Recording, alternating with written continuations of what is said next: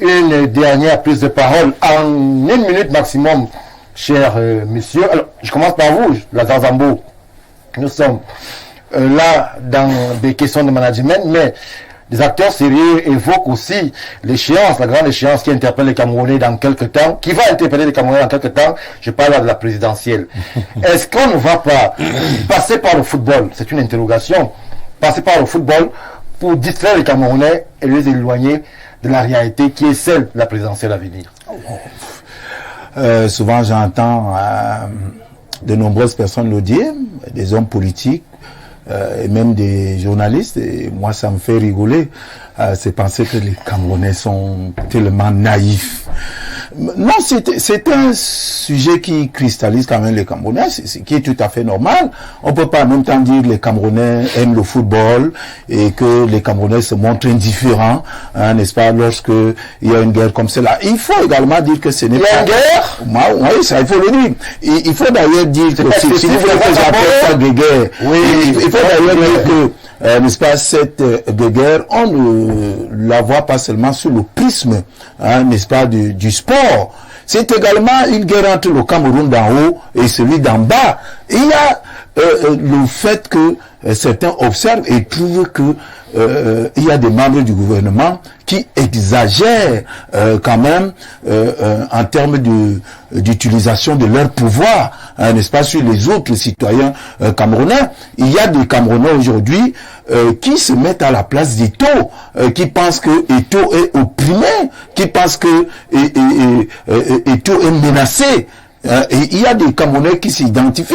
Donc tout ne s'arrête pas seulement au niveau sportif ou au niveau du football. Il y a également cette guerre entre le Cameroun d'en bas, comme je le disais tantôt, et le Cameroun d'en haut.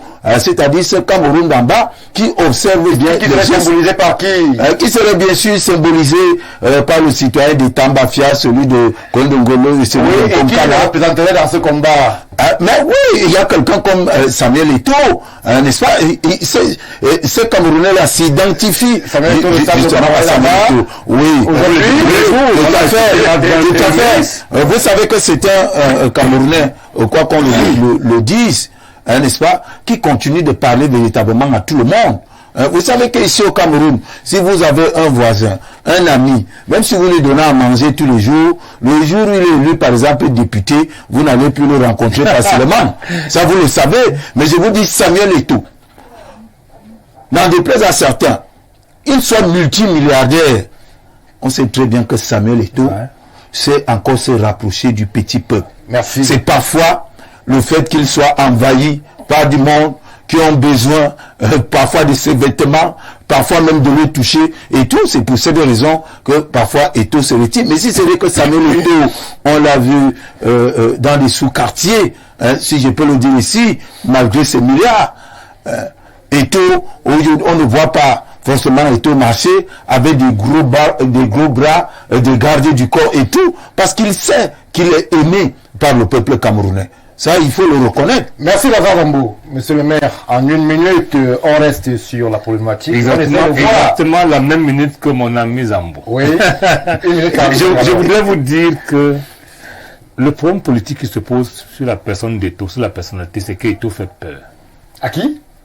À tout le monde. Non, il ne fait pas peur. Écoutez-moi très bien. Il ne fait pas peur aux journalistes. Il fait peur à qui? S'il fait peur aux gens, c'est même aux journalistes. Oh.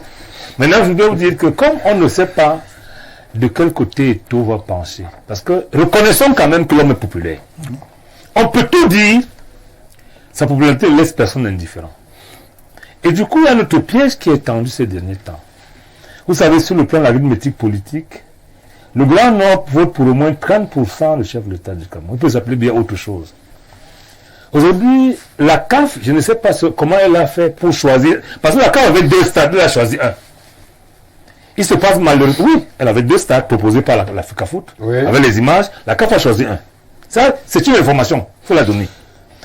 Maintenant, Garoua semble être aujourd'hui une ville qui attend le match.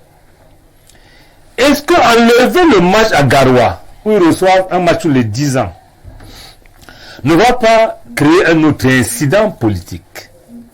Et je pose la question, il faudra à un moment donné savoir rendre un hommage mérité à celui qui a mis l'argent pour construire les stades, à un moment donné.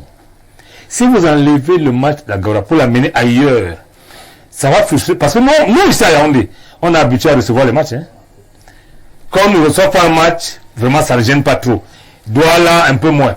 Mais Garoua, vous savez que depuis qu'on a que l'équipe nationale, parce qu'elle a joué moins de 10 fois à Garoua. Depuis que Lyon existe.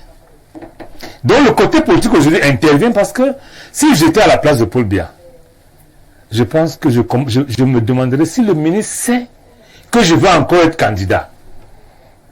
Si les gens qui accompagnent Paul Biya savent qu'il est candidat, ils devraient sentir ça, comme on dit chez nous, avaler le couteau avec le manche. Que comme la CAF a dit Garoua, on fait tout pour que ça se déroule là-bas. Mais malheureusement, on est dans le coup de tête scientifique, comme dit mon jeune frère. Merci. Et les gens ne vont pas se pardonner, ils sont prêts à aller jusqu'au bout.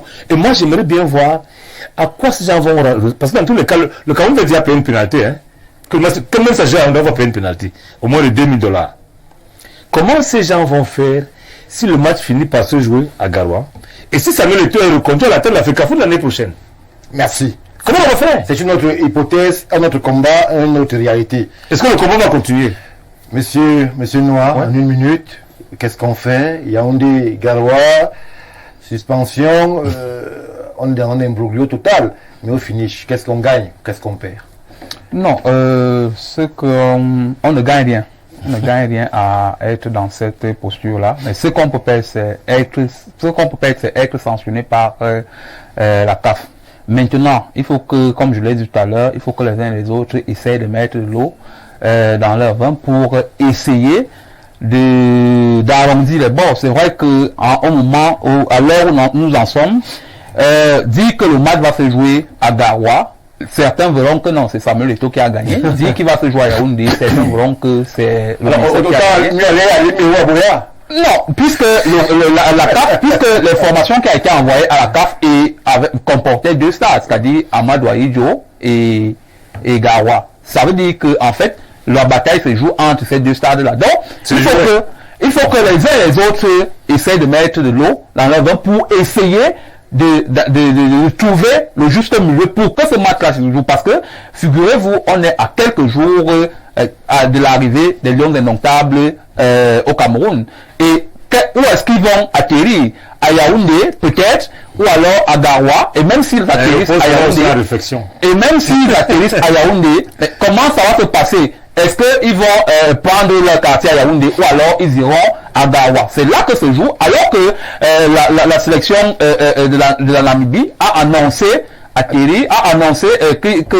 qu'elle sera à Garoua. Donc je pense que aujourd'hui, il faut que les uns et les autres prennent la mesure de l'enjeu et qu'on se dise que non, il faut véritablement que ces rencontres se tiennent. Et après ces rencontres, je pense qu'il est temps que le président de la République sorte, parce que en avril, lorsque ce problème a été déclenché, on a parlé de la sortie du président de la République pour calmer les ardeurs des uns et des autres, mais le président de la République est resté dans son silence comme on est habituellement, et aujourd'hui la crise est en train de s'enliser et ça n'honore pas le Cameroun. Merci. Alors, Bertrand Beka, on termine par vous.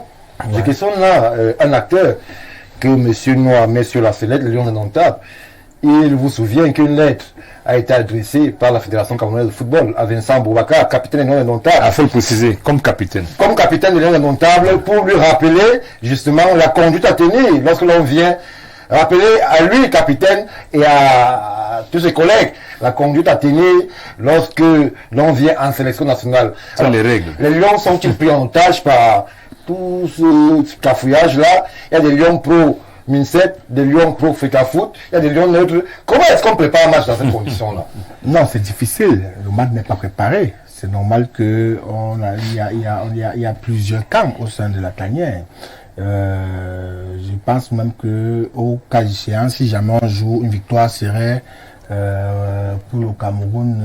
Je précise qu'on affronte que la Namibie. Non, mais à ces conditions-là, on peut ne pas. C'est difficile qu'on gagne. Puisque les gens arrivent dans des tranchées, chacun est dans son coin, chacun a sa pensée. C'est fait de manière claire. Mais ce que je voudrais dire, c'est que tout à l'heure, le grand Fenyeka a demandé comment ces gens se sentent si jamais on ne joue pas. Je vais dire que c'est une question, il doit avoir la réponse. En réalité, l'amour que ces gens ont pour leur confort individuel et pour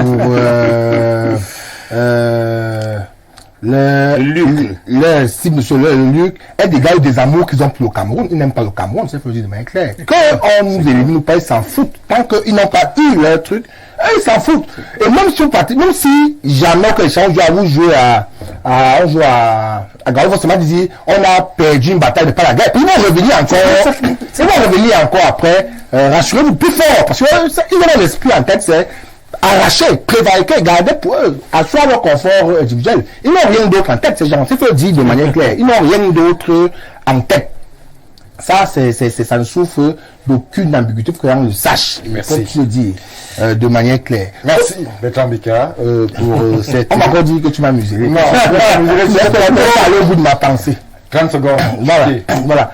Au-delà de ça, ce que je voudrais dire, c'est quoi? C'est que, à la réalité aujourd'hui, Etofis, on a parlé vous avez essayé de mettre en avant le côté politique d'Etofis.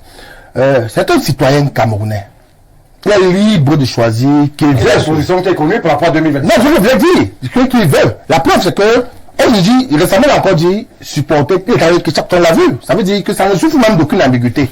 Alors, en réalité, on peut dire qu'ils sont même du même camp. Ah, on peut dire qu'ils sont même du même camp. Non, je ne suis pas sûr. Non, je dis, si on convoque les faits, ça veut dire, il a dit, votez tel, je suis avec tel avec le ministre. On peut convoquer les faits en disant, battu balance sur les faits, vous êtes même du même camp. Sauf si, ceux qui le combattent, à la réalité, ne veulent pas que les champions gagnent. On doit poser la question. On doit se poser la question sur la loyauté qu'ils ont vis-à-vis les champions. Parce que le monsieur dit, votez le champion, vous voulez combattre un monsieur qui est aussi populaire, ça veut dire que vous travaillez même à faire tomber les champions. Parce que c'est un message qui va passer aux Camerounais. Et toi, libre de voter qui il veut, il est libre d'aller où il veut, de vaguer où il veut. Normalement, les camarades devraient s'attendre. Non, les camarades devraient s'attendre. Si le avancer les choses. Si on voit donc des camarades combattre notre camarade, mais ça pose un véritable problème. Il faut dire, c'est pas clair. On va voir, le président va tirer, le président va tirer des leçons, il faut le dire. Il nous regarde, le président nous regarde là. Il va tirer des leçons. Des personnes qui ne veulent pas votre bien, il faut vous éloigner d'eux. Ça, c'est de manière claire. Merci. Voilà. Alors, on fait réagir un ou deux Camerounais avant justement de passer à la deuxième thématique. Bonsoir le panel. Je suis Yerima Lapobe depuis Marois. Je confirme que le stade de Garoua n'a aucun problème. Voilà. Le ministre et M. Antoine Bell sont dans la lutte.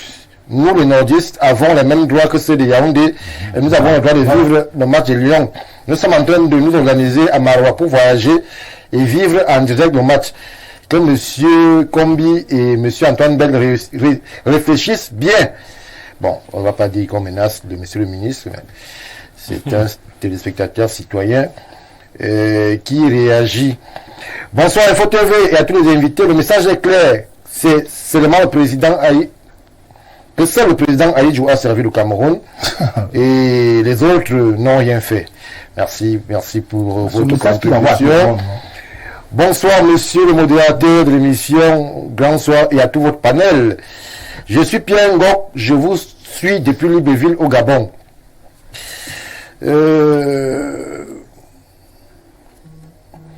Par rapport à la thématique inscrite à votre sujet, au débat, je voudrais vous dire que le propre des lois règles est qu'elles sont fixes et impersonnelles et qu'on ne devrait pas les tailler au gré du bon vouloir. Mes chers frères, dites-moi s'il vous plaît, si on vient à enlever la possibilité du choix des stades à une fédération, que lui restera-t-il du pouvoir que les délégués des ligues lui ont donné? J'ai honte. Voir un agrégé comploter ou dire de la sorte derrière la gestion d'une fédération sur les 54 que compte notre pays n'est pas sérieux. Merci pour cette contribution depuis Libreville, c'est depuis le Gabon. Bonsoir à tous sur le plateau, très bonne émission. Pour édifier le peuple camerounais, le monsieur en veste noire dit que l'Africa Foot doit accepter de jouer à Yaoundé. La question qui se pose, quel est donc le rôle de l'Africa Foot vu que le choix de l'entraîneur, du staff, du stade incombe au ministère? Merci, c'est une interrogation légitime. Bonsoir à tout le panel, sans vouloir donner de leçons à quiconque. Je pense que vos émissions sont à caractère éducatif. Par conséquent, mon cher, voilà. ayez du respect pour ceux qui prennent de leur temps pour venir justement échanger sur nos plateaux. Ce sont des personnes et même des personnalités assez sérieuses. Une fois que je l'ai dit, je prends une respiration en régie et nous revenons tout de suite pour parler de ces routes qui font peur à l'aube de la rentrée au Cameroun.